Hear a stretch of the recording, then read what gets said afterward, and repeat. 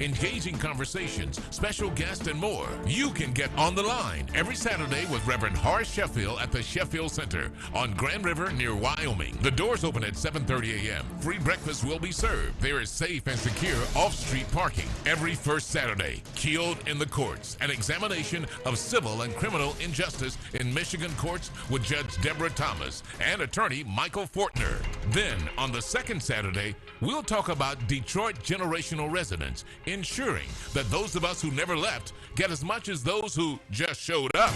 On the third Saturday, don't give up. Don't give in. Wisdom and Strength for Young Black Men, based on the book written by Dr. Curtis Ivory. And on the fourth Saturday, You Tell It. Whatever is on your mind is on the line. Just show up and say it. If it's on your mind, then get it on the line with Reverend Horace Sheffield every Saturday from 8 until 10 a.m. on AM 910, the Superstation, the voice of Detroit. Have you ever wanted your own TV show? Have you dreamed of showcasing your talent for the world to see? Well, now you can. Have your own TV show. For only $99, you can have your own 30-minute show. Not only will you be seen in the Detroit area, but you can be viewed worldwide. Be seen on WHPR Detroit Live, Comcast Cable Channel 91, on the web at TV.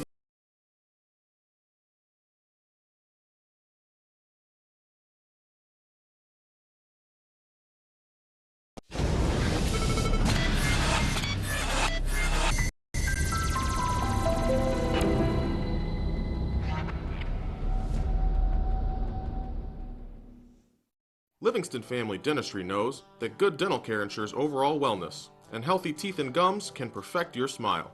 With over 30 years of experience, Dr. Ronald and Dr. Blake Livingston take the time to explain every treatment.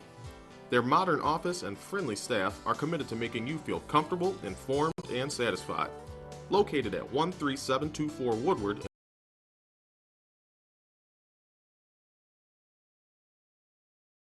in Highland Park,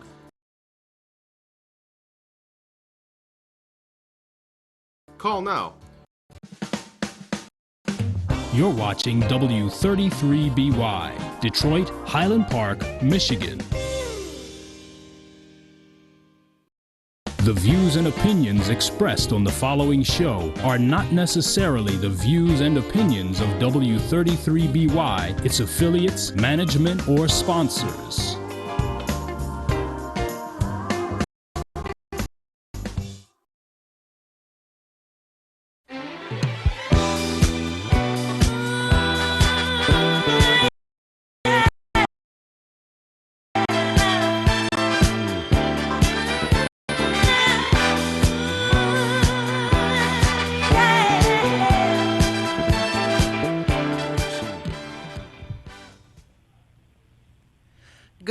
Good morning, and welcome to the Brenda Perryman Show right here on TV 33, WHPR, Comcast 90 and 91, all over the world, courtesy of the World Wide Web at www.tv33whpr.com. And also, we have an app, a wonderful app, and you can watch it right on your phone. I have a great 2 shows for you this morning. I have talent, entrepreneurship, and all of those good things, my first show. Then on Table Talk, I have DeAndre Wyndham, former mayor of Highland Park, and I also have Mr. Cliff Russell, radio personality from 910. So I'm excited about this, but let's get right on into our show. I'd like to introduce to you a gentleman I worked closely with this year on the play Gray Matter. He did the music that made people cry. And that's Mr. Al McKenzie. Good morning. Good morning, Miss Perryman. How are you? Fairly well, fairly well. And then I have a virtuoso here, Mr. Brendan Davis, who just graduated from high school and is going to where? University of Michigan, Ann Arbor. Oh, and you're going to major in? Jazz and contemporary improvisation. Ah, jazz and contemporary improvisation. My goodness. It's like I feel like I've watched him grow up a bit, which I have. And I first met him, he was like in ninth grade or something, and now he's graduated. Now he's a man, going to be a Michigan man. Al, we're going to talk about In Accord. Hmm. And I have two other great gentlemen here that I'm going to bring up shortly anyway, too. We're going to talk about In Accord, and In Accord is your nonprofit. Why don't you tell the audience what it's about and the history of it? Well, the history, it was founded in 2004, actually. And amongst my travels, I was very fortunate, first of all, to travel quite a bit with a lot of the Motown stars for a number of years. And I went to semi-retirement, we'll say around 2004, 2005, which basically meant I came back home and started getting more involved in the community and with my spirituality, with my church, and etc.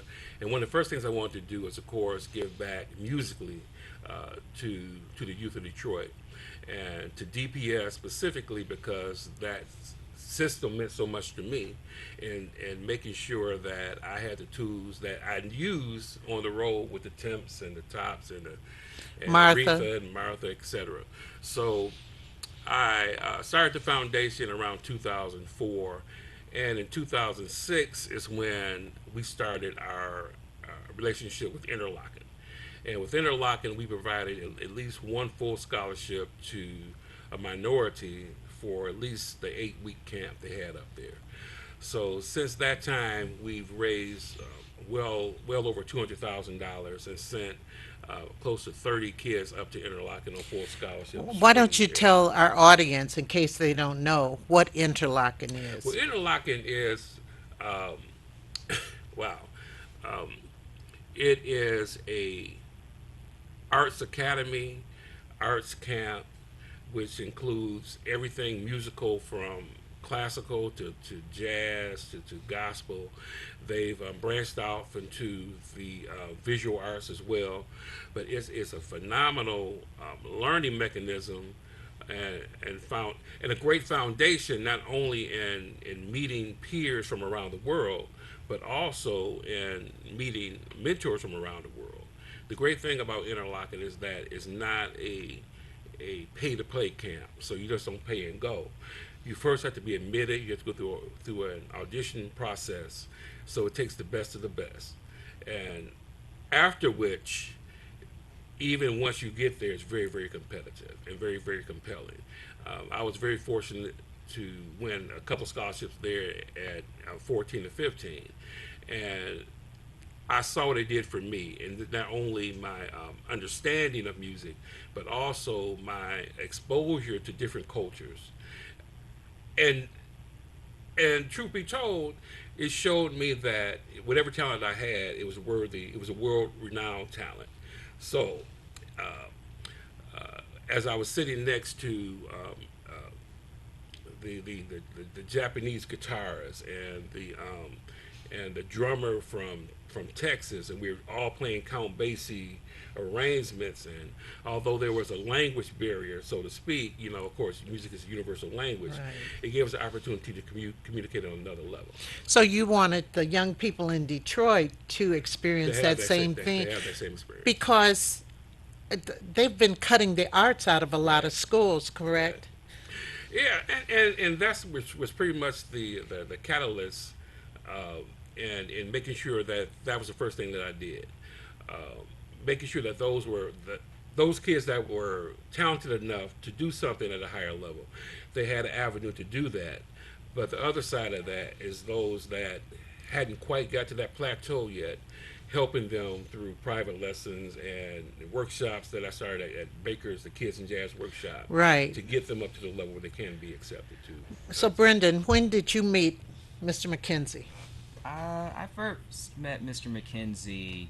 He actually was playing at the Ford. Every year, Ford has a annual Black History celebration, Right. the fan program, and he played with Miss Penny Wells. Both of them did that performance, and after that, my mom actually introduced me to him, and he was just saying, "Oh, I heard so much about you," and I was like, "Really?" You know, and so that's how we kind of established that connection. After that, he told me about Kids and Jazz, and so I was starting about in 2011. That's when I started going to Kids and Jazz, and that's how we Right, got in a right. relationship. Well, we have some videos. I think I have one at Baker's Oh, keyboard, and then I think I have one. Well, let's see what we have. So, if Sean could bring one of them up right now, because I have three, but we'll bring one up. What do you think?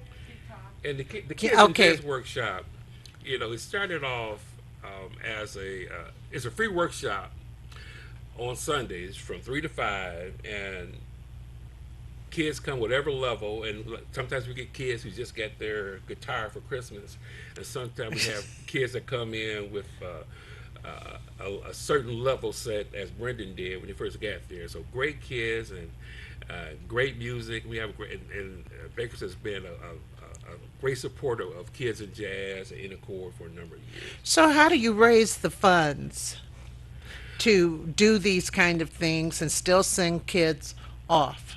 Well, we have a couple of people that's been with us from the beginning. Miss Carla Hall, that just recently retired from DTE's foundation. My former And, student. right, and Dee Dee McKinney Odom with Yeah. MGM. They have been with us since day one. Um, Jimmy Settles or UW has been a great supporter. But most of our funds are just raised from $5 here, $10 there. Right. And people coming to our programs and seeing what we're doing and writing those checks.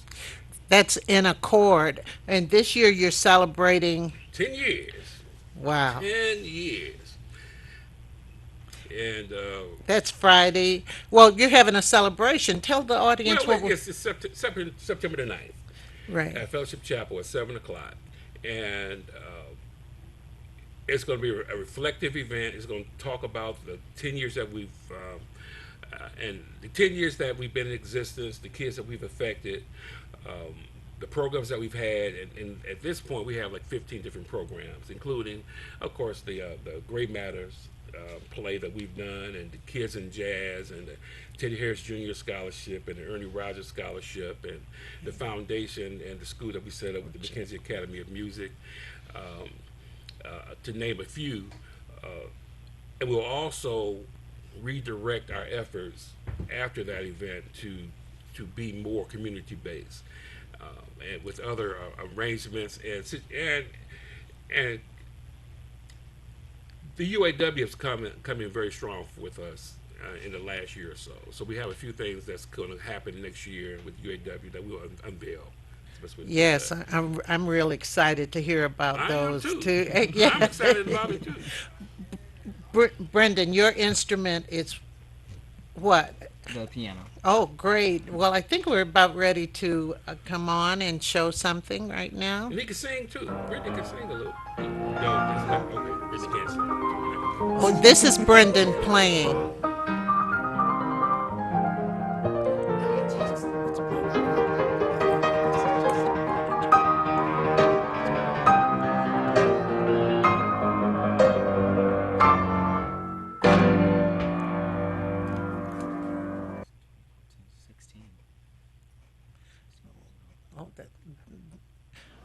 Oh, this is Baker's. 1, 2, 3, 4.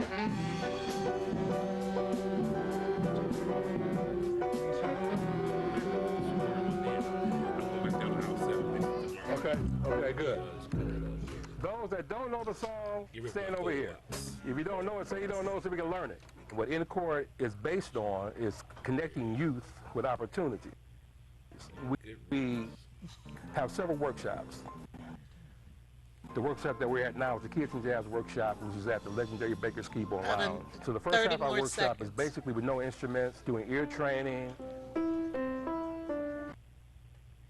You want to hire one or use one? Look at that earring. Still got that earring.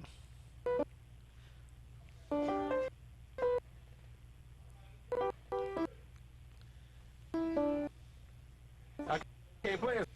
Well, that was Brendan Davis at 16 playing that piano. Like, who is a great piano player besides you, Al? besides me. I don't know of anyone else. But ladies and gentlemen, you see what, mentors honing the skills of our young people, making up for the things that the schools have cut out, have done. Brendan, what did you learn from the Intercord program or from Mr. McKenzie? What did you learn? I definitely learned a lot. Definitely in terms of musical things, a lot of technical things I needed to work on. Mr. McKenzie provided that opportunity. If it wasn't for him, I wouldn't know about Interlochen. So that scholarship, the competition that he puts on for students, I think is very profound. It's a great tool that can be used for students to go to a higher learning for their craft. So Interlochen, and just doing different things around the city, different, because of him, I have different connections, different opportunities with people around the city. And you've gotten to play. I went to an event, ladies and gentlemen, at the Renaissance Center, and you know how they have the reception opening? I looked, I said, I know that guy. It was you. That is true. That is true. Yep. He's the one who got me that gig. Gig. Yeah. Listen to that. Well, I appreciate this. And Al, how can people get tickets? Well, definitely there's tickets at the door, but if you want to get tickets in advance, you can go to n-accord.org and get the information and also purchase. And also, this is going to be held at Fellowship Chapel. Everyone knows where that is on Outer Drive, right in Detroit. Well, no, it's 2 weeks from today. A couple of weeks away. Yeah. So you have time. Friday, September 9th, 2016. It starts at 7 o'clock. And what will we see there, Al? Well, you'll not only see the kids that received awards for this year. We'll present them with the awards. There'll be some performances, and again, we'll have dignitaries talking about the effect that Intercord has had on the community over the last 10 years, and also the future of Intercord and where we plan on being in the next 10 years. Al McKenzie and I met each other in Cleveland. Now, we're both from Detroit, but we met each other in a line in Cleveland, because I just started growing my locks. And I looked at this man had locks. I said, "Oh, where are you from?" He was the Temptations musical director at the time. And I said, "Where are you from?" He said, "Detroit." I said, "Me too. Why don't we know each other?" And we've known each other ever since. And I've really appreciated the friendship with someone who has this much talent. It's crazy. It's crazy. Yeah, that was Cleveland, wasn't it? Yeah. It was an instant bond. Yeah. Well, we're going to talk to two more people who you've affected, and we're going to go to a quick break, and then we're going to come back with Jabari and Tavon. Okay? Right. Have you ever wanted your own TV show? Have you dreamed of showcasing your talent for the world to see? Well, now you can. Have your own TV show. For only $99, you can have your own 30-minute show. Not only will you be seen in the Detroit area, but you can be viewed worldwide. Be seen on WHPR Detroit Live, Comcast Cable Channel 91, on the web at tv33whpr.com, with the TV33 app, on Roku, Google TV, Apple TV, and on Amazon Fire TV. Act now. Time slots are limited. Sign up today and get a free replay with the purchase of your time slot. For more information, call 313-868-6612.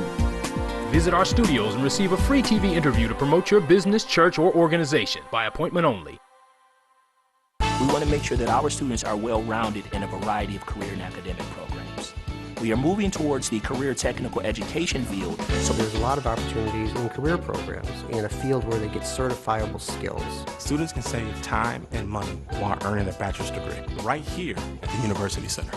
We're here to walk students every step of the way, from applications to scholarships to course selection. And then go further beyond that and take master level classes. It's a brand new Wayne County Community College district. We're here to stay.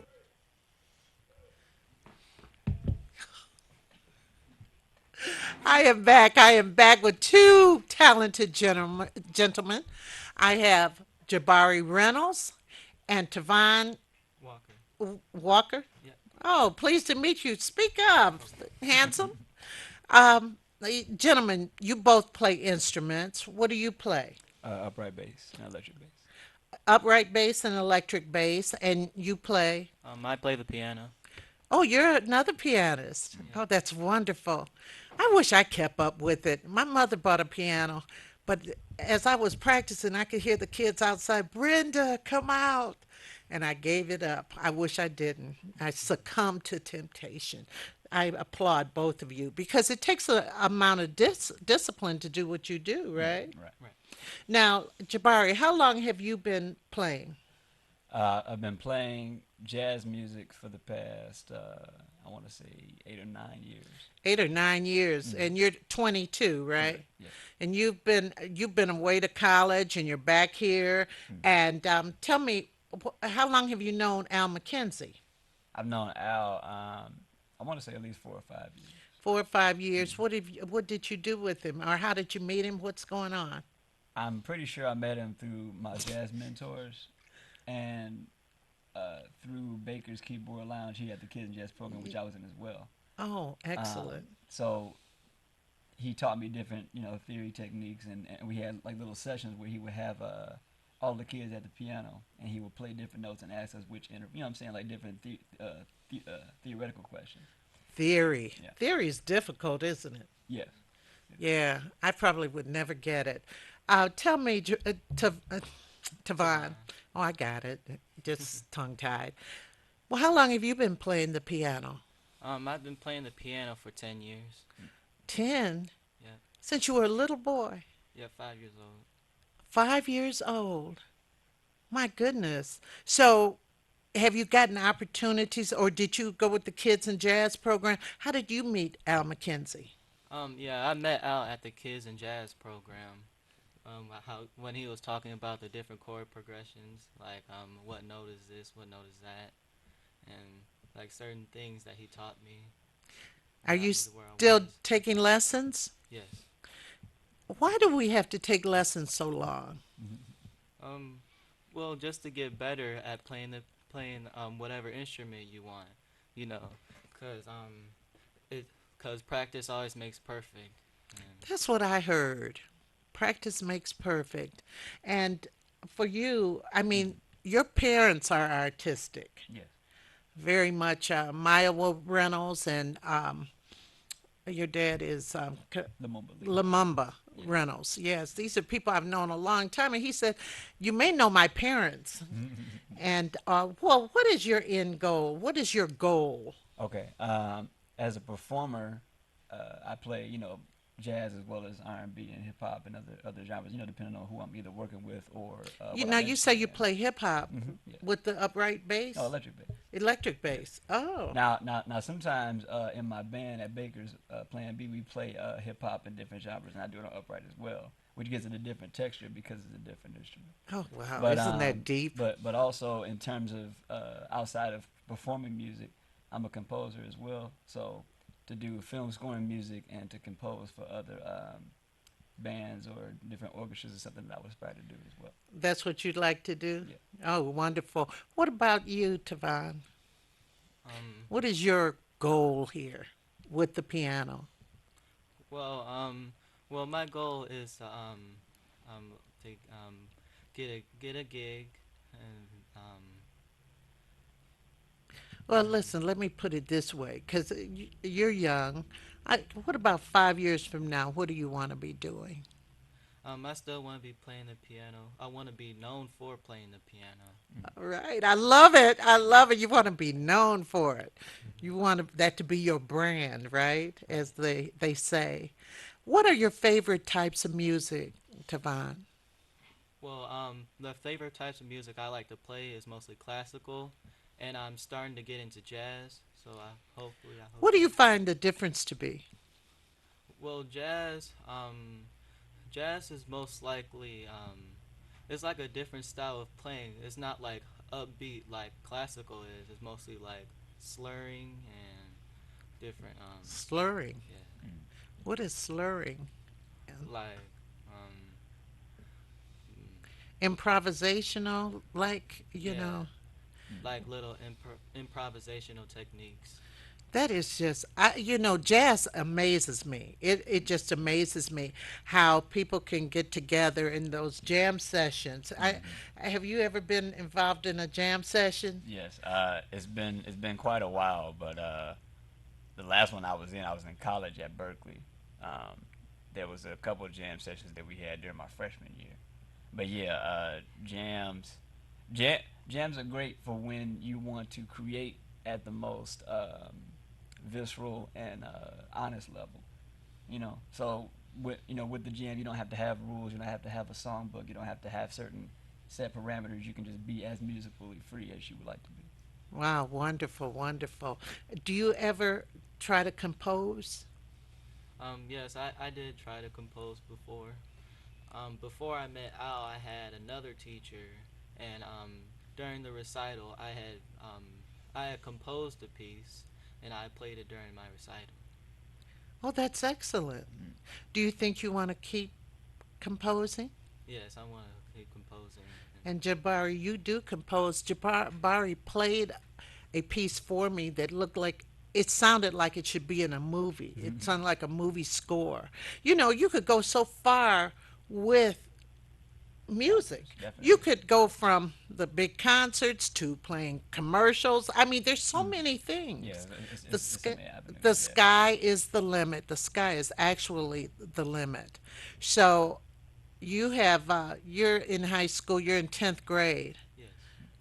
Oh wow! It scares me to think about what you're going to be doing, Oh and, yeah. as a Development over senior, time. Yeah, where do you think definitely. you might want to go to college?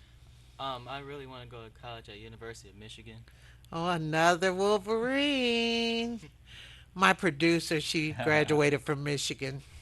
Yeah, snobs. No, I'm just kidding. I am joking. I am joking. I love Michigan. I love it. And Jabari, where do you see yourself in the next 5 years? That's a good question.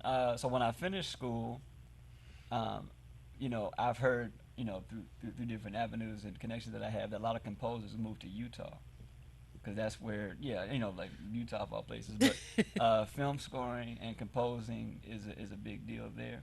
Obviously Nashville as well. Right. But really, I would just like to work in whatever capacity fits where it is I'm going musically as well.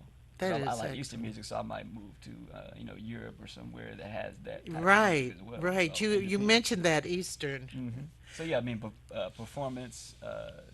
That really just depends on who I'm involved with to get gigs and tours. And whatnot. Wow, So I am like really, really looking forward to seeing what develops. And when you have a mentor like Al McKenzie, sky is the limit because he's already been there. right. He's already been all over the world with many professional artists and all.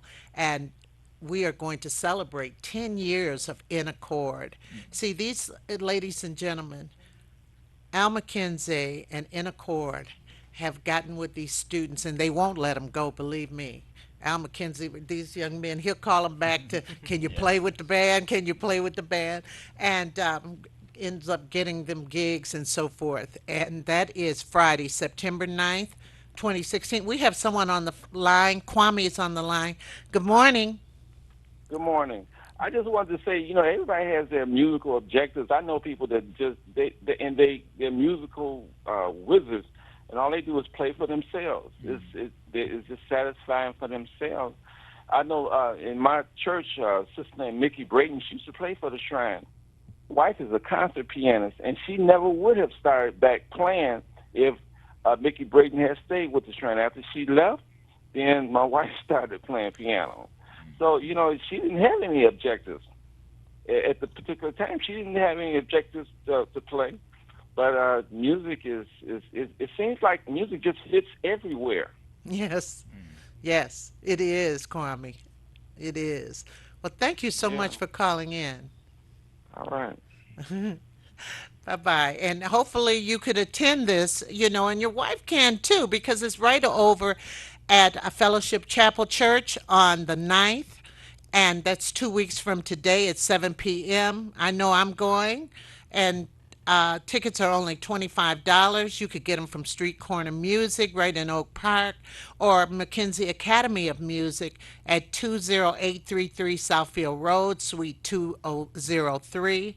And you could get tickets at the door. So let's try to celebrate these young people. Let's try to keep In Accord going at its height and make it, so many of our young people need to get involved with this organization, especially the ones who have that desire to play, that desire to be committed to it.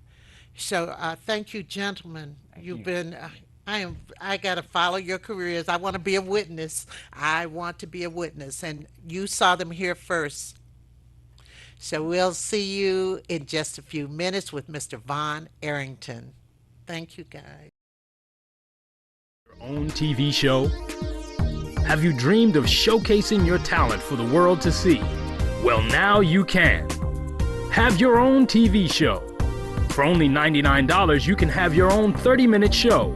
Not only will you be seen in the Detroit area, but you can be viewed worldwide.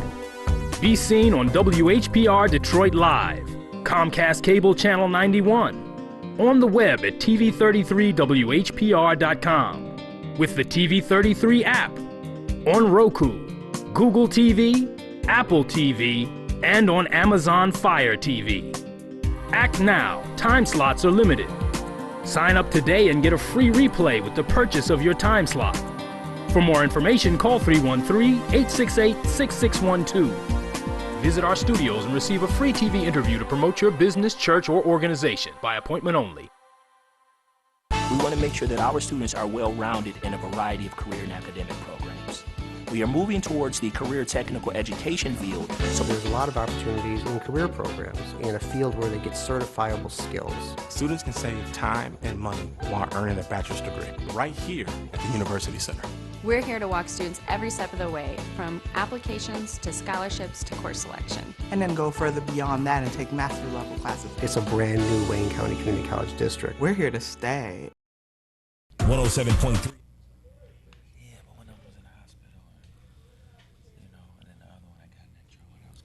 Good morning. Welcome back to the Brenda Perryman Show. Remember to stay with us after this show. I have former Mayor of Highland Park, DeAndre Wyndham, and I also have radio host, activist, and friend, Mr. Cliff Russell. So stay with us. Stick and stay. No, I'm not going to say that. I am so pleased to introduce to you a young man who's doing so much for our young people, and he has quite a story himself and a path he had to take. I'd like to introduce you to Mr. Vaughn Arrington. Hello. Well, good morning. Good morning. It's a beautiful morning. I'm glad to be on the show, Ms. Perryman. Oh, it's no problem. Now, you might have seen him. He mentors some young men who have a business. Their business in the summer is cutting lawns and all of that. Well, someone broke into their building a few months ago and stole their lawn equipment. So he was interviewed in Channel 4. I remember, I think I saw it on Channel 4. Yeah, it was Channel 4. Yep, you're right about it. So, but you have a story. Now, you're from Detroit, right? Yeah, I'm from Detroit, born and raised here. Yeah. So what happened to you? Ladies and gentlemen, listen to this. What happened to you as you got older?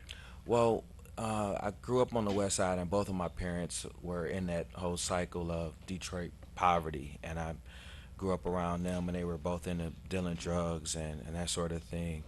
So I watched a lot of drug dealing and violence coming up and took that as role model behavior. And I ended up joining a gang when I was 14 years old, got into robberies and all of the stuff that comes with being a neighborhood thug. And I, at the age of 16, I was 16 for 2 days. I was incarcerated. You know, I got caught for carjacking someone, and I was sentenced to serve 10 years in prison. And so, from 16 up until I was 26, I was incarcerated in the Michigan Department of Corrections. They kept you the entire time? Yes, they did. Yeah. You were tried as an adult? I was. Yep. Wow. What possessed you, or was it because other people were doing it, to carjack someone?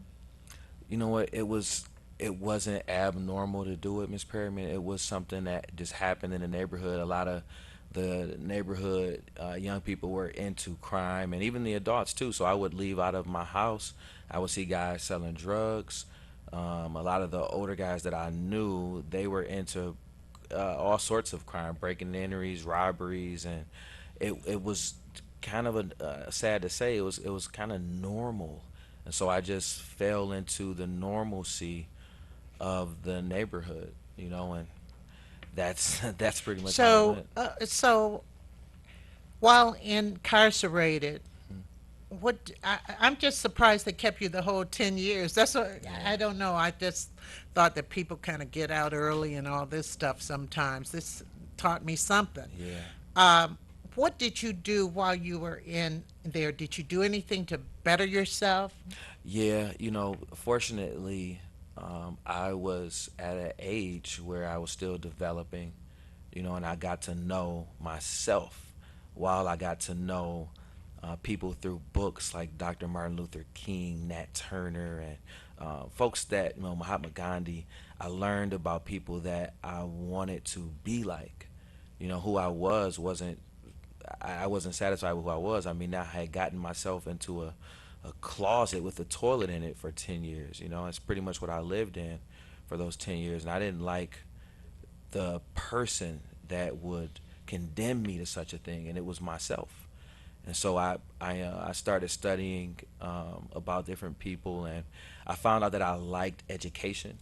I had been called stupid a lot growing up, and I found out I wasn't stupid. I started to get into I got into a GED class. I was going to Cooley High School when I got incarcerated, so I couldn't finish my diploma. I took my GED, had outstanding scores without studying too much, and I realized I might not be stupid. I might have something going on here. And so I went into culinary arts classes inside of the prison. I graduated, and after a year and a half of that class, I was asked to become the assistant teacher. And so I started doing that, and across the hall from there was a carpentry course happening, and I would help out with the teacher there. The teacher was really cool, and I just liked this whole academic setting and being outside of my cell. So Yeah. being able to Yeah. do all that stuff, I was happy Yeah. about it. So I took the carpentry class. After a year, I graduated, and I became the assistant teacher there. So I was helping both teachers, and I just kept going with education, and that really helped me to evolve. And by the time that I was released, I had written several programs that would help kids that were like I was to take a different direction, and I sent those programs home, and I ended up getting kind of pulled into programming that was happening out here in social work. I got into social work once I got home. Went to Marygrove College.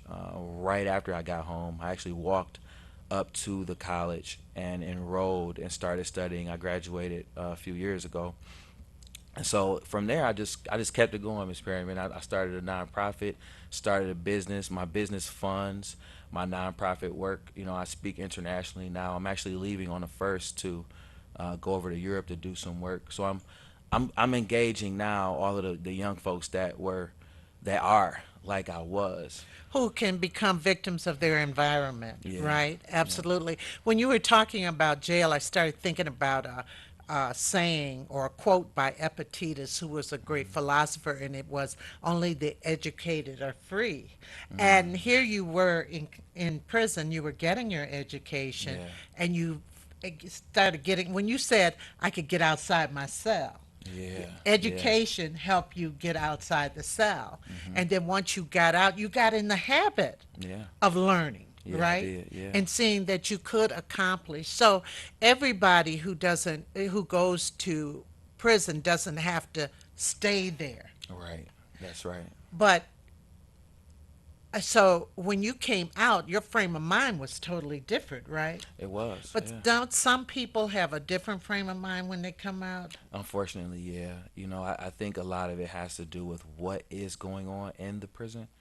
One thing that I failed to mention in there that I should have mentioned first is my relationship with God blossomed while I was incarcerated, and I began to learn who He was, and that helped me to learn more about who I could be, and so I developed a really strong relationship with the Lord, and I began to change even more because of that. But inside of the prison, though, there isn't very much support, personally, that can help you deal with the issues that you may have had. Everyone You that's mean like a psychologist you could go in and yeah, talk to? yeah, but they are in place. On paper it looks wonderful. You'll see all sorts of amazing things happening on paper, but in reality, the folks that are inside, and I traveled to 6 different prisons throughout my 10-year Did you? adventure inside Why? of there. Well, because they would transfer me a lot. I would get into a lot of trouble. I was 16, and you get misconducts for excessive noise or horse playing, and those sorts of things kept me in trouble just being a teenager. It's very, prison is really unfit for a teenager, and you get punished just for being who you are. I didn't have to spend 10 years in prison. I sentenced to 2 to 10 years, but being that I just wasn't conforming to the policies and procedures of the prison, it extended my stay, and by the time that I calmed down and realized what I needed to do, I had spent about 4 years inside, and the stuff that I had done, fights and that sort of stuff, it kept me in. It justified the parole board to continue my sentence, and they did. They would give me a continuation each time that I would see them So until I were maxed you out. learning from any of this? I mean, you every time you got in trouble, it extended your stay, right?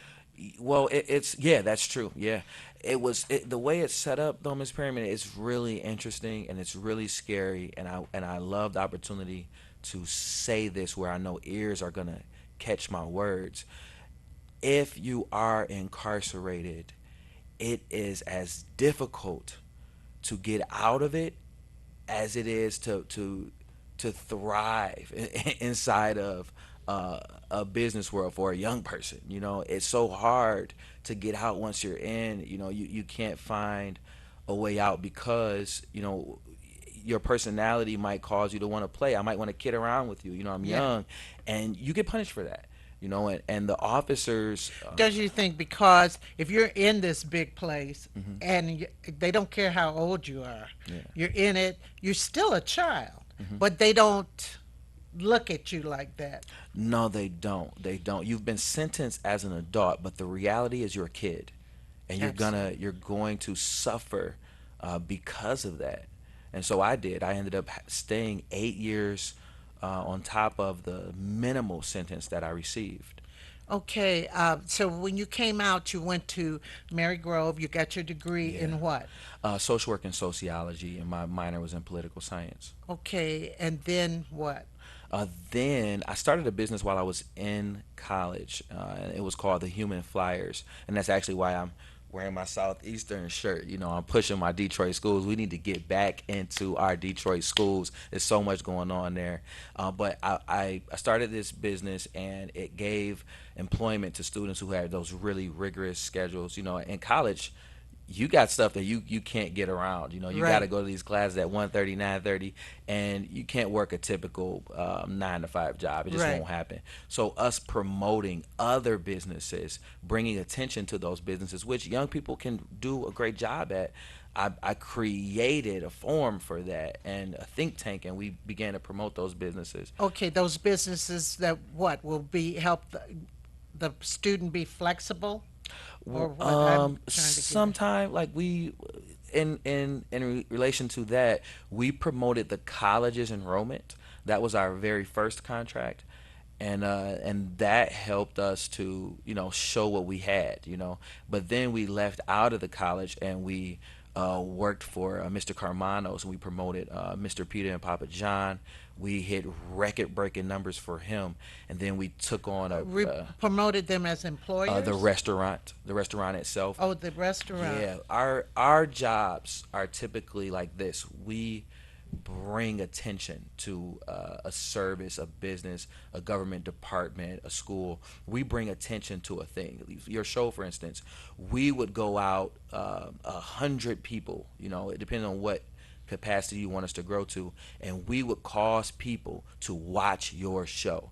or know about what you're saying. And we've become incredibly impactful at this. And so our work has So also. how did you get the people, galvanize the workers? I mean, I find them. I seek them out, and what I'll do, for instance, with this particular work that I'm doing with the schools now, and we're doing 11 schools throughout Detroit. The way that I found these folks is, I'll go to the schools, I'll go in the neighborhood, I'll find out who's the alumni, who's a current student, and I'll hire those people because they're the best at giving information because they are participants in this structure. right, right. So that's right. how I find my They folks. have a vested interest. They do. They have Yeah. a vested interest in it. Now, how did you get the young boys how many young boys are a member of Quarter Cuts? Yeah, quarter cuts. I You love know, those it's so boys. funny because I was telling somebody in front of my grandson Yeah. who you met that day. I said, "Yeah, they have these young men with the lawnmowers," and my grandson said, "Quarter Cuts." You Yeah. know, that's such a great name. Yeah. So the young men range from what age to what age? Our youngest boy, Matthew, he is such a good guy. He's 9 years old. Oh, why don't you tell the audience how these young men got together and Yeah. how you helped them create a business plan? Why don't you do Yeah. that? Well, I'll be really fast with that. So they have um, a block club right on Pelkey Street in Osborne, the 48205 area, and we know that area is the worst in Detroit. They say, and some say in the United States, but it's a lot of kids over there. It's home to the highest population of youth in Detroit. Really? Yes, it is 48205, and you can see it. It's very obvious. You ride down the street, you see 30 kids on one block. You ride to the next one, you see 20. You ride to the next block, you see 30 more. I mean, that neighborhood is full of kids, and I loved living there, with exception to some of the crime I experienced. But those kids over Well, there, that's all. Little those crime, but little crime. But you know what? The kids, though. I mean, when you got the kids over there and you got stuff going on, it gives you something to do, right? You can Right. pull them away from it, and that's what I ended up doing, is working with those kids to start a block club. I was going to work. I was working in the city council president's office, and I listened to the council president say one day, a woman came and she was complaining about blight in her community. And what was said was, "You've been here about 7, 8, 10 times, woman. Do you know if you would spend that time working on this problem, you would not have a reason to come here? How much time do you spend on the bus? You say you catch the bus." And I listened and I got convicted. Because I would complain. I would be driving my Cadillac, right? I'm working at City Council, I got my suit on, and I would pull up and look at all the trash and complain, and I got convicted. And when I got home that day after hearing that, I got out my car with my silk suit on, and I started cleaning up. And I was really quiet. I would go to school and go to work and go home and go to bed, and I wouldn't really come out. And the kids around me, they wondered who I was. This young guy, he's cool. Who is this guy, you know? And so when I started cleaning up, it was their opportunity. They came over, they met me, and I told them, "Help me out. I'm trying to get this stuff cleaned up. Let's work on your yard too. Let's work on these abandoned houses." And before we knew it, we had so much trash in front of these houses, tires, refrigerators, couches, you name it. It was in front of these abandoned homes, and these kids had helped me do it. And so Life Remodeled, the project that brought thousands of Lutherans into Detroit, into the Osborne area, it came through, and I stopped them and I asked them, you know, what is the sustainability? What is going to be the continuum? How is this going to keep going? I mean, when you leave, yeah, you've cleaned up, you've done a great job, but what happens when you leave? Right. And so they said to me, "Well, you know what? We're hoping the community takes this on." And I felt like, you know, we can't hope. Let's not hope. Let's take some action. You took some action. You didn't hope that this got clean. You brought people over here. So I'll tell you what, I'm going to jump in here. So I went and got all the kids. We met with the Life Remodel folks, Chris Lambert and all those guys, great guys. And we partnered up. And we started the block club. The block club kept going. And the Quarter Cuts kids were born. They wanted to keep up what was going on in the community. And so we purchased a community center. And we wanted to have games in that. And the kids said you have a person, don't you? Yeah, my partner, Sarah Main. Mm-hmm. Yep, Sarah. And Sarah's brilliant, awesome. She helps with everything that we can do. Sometimes she just takes it over and goes for it herself. But long story short, We took those kids and brought them over to the community center, asked them what do they want in it, and they told us, I mean, I'm talking about 9, 10, 11, 12 years old, what they said when we offered to give them video games and basketball blew my mind. They told us, we don't want games, man. We could play down the street. We want to make money. What can we do to make money out of here? 11 years old, 10 years old, 9 years old. And I just, it impressed me. So now these kids run their business, quarter cuts, out of Well, this you showed the building. young man, what was his name at 10 years old? Adonis Brooks. Yep. Adonis, how to make a business plan. Yeah. Yeah, we worked together to create the business plan for quarter cuts when he was 10 years old. And Adonis that was 2 years ago. I love that title, quarter cuts. And it's a quarter because it's $25 to cut the lawn front and back. With an edge. So it's their $25 is their signature thing. They'll take care of your lawn for $25. And you can call to get these kids to cut your grass. 313-757-1162. These kids will come and do a magnificent job. And they go anywhere. Anywhere. They're in Bloomfield Hills, Southfield, St. Clair Shores, East Point, you name it, Dearborn. They will come and cut that grass. I know because I drive them everywhere. So. Yeah, because they're a little too young to drive. But, yeah. I mean, I was so impressed because they're so eager. Yeah. They are so eager because they came up to me. I said, I could cut your grass. I said, the young man who cuts my grass has been cutting my grass for 38 years. When he was in high school. And they kept coming at you, too. They did not. Oh, Lord. I mean, what impresses me is people who take something they may do as a child and grow it into a business as an adult. Yeah.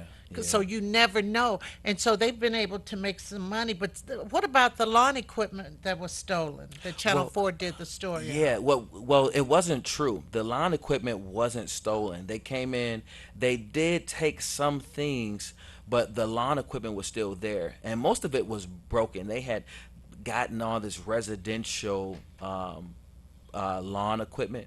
And so the story with the residential lawn equipment is that it's going to break really quickly. It's not built for all this commercial type use. We're cutting down big fields because not only do they cut grass to make money, but they also eliminate blight in the neighborhood. So they cut down huge fields with these lawnmowers and they can't take it. So a lot of them were broken. So after the break-in, we just kept pushing with trying to get things fixed, get things cleaned up. And so now, they're back stable. They've got stuff to keep themselves going now. Well, that's excellent. Now, during school time, do you ever get to see these young people still? Yeah, I visit the schools, check on them, make sure that they're doing. And the school calls me sometime to, cut in on them, sometime to intervene whenever there's issues. Well, that's good that they have someone besides their parents. I mean, do their parents object to this or? Oh no. I'm so cool with the parents. I love the parents, and the parents, you got a lot on your shoulders. You're trying to run a household. You might have 3 or 4 kids, and me, I'm just in the neighborhood doing my thing, so I can help out. Yeah. Wow. So where do you want to see all of this going? Well, the kids have a plan. I just see it going wherever they want it to go, and I'm actually their free labor person. So what do they do with the money? They've been saving money, and it's actually like tied into your other question there.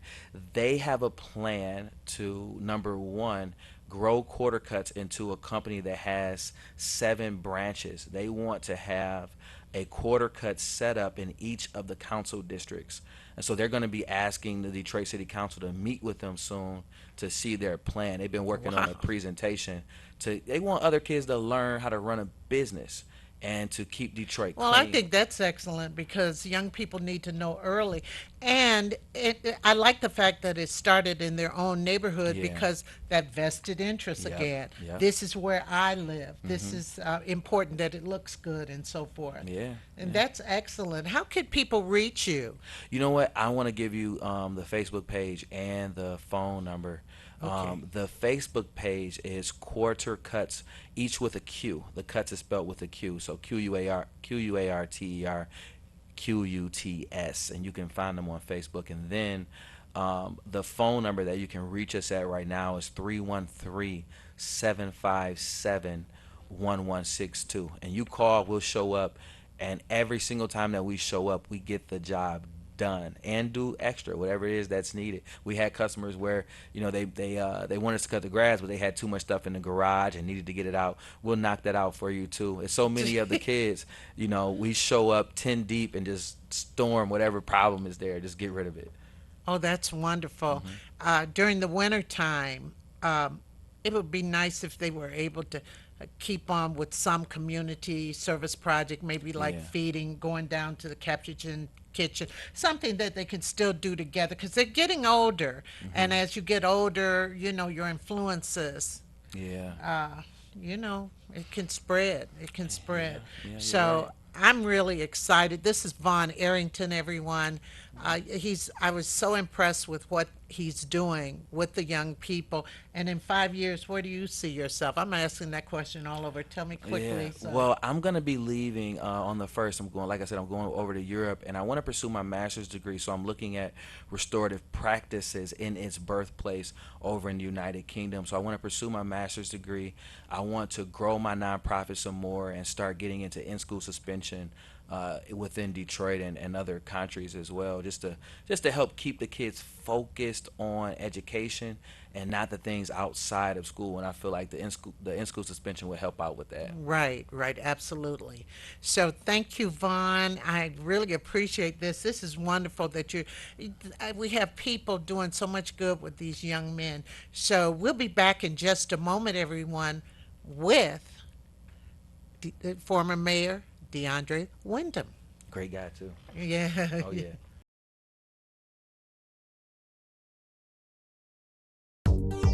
Have you ever wanted your own TV show? Have you dreamed of showcasing your talent for the world to see?